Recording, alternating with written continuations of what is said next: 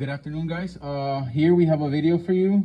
In case you're having a problem with your trackpad and it doesn't work or it acts funny, there's a way to disable your trackpad. Okay, so you can use it with an external mouse. Okay, so we do this by going into the settings. Okay, we won't go into the trackpad. We're gonna go into accessibility. Once we go into accessibility, we're gonna look for the tab that says mouse and trackpad. We go into this tab right here. Now we have the option that says ignore built-in trackpad when mouse or wireless trackpad is present.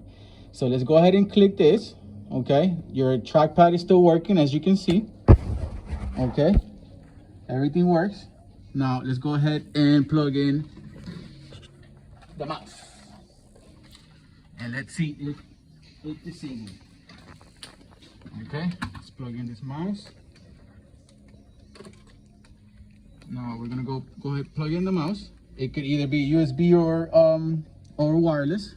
And now you see that we have control with the external mouse, but no control with the trackpad. It completely disables your trackpad. All right, as long as you got a mouse connected, whether it's wireless or wired.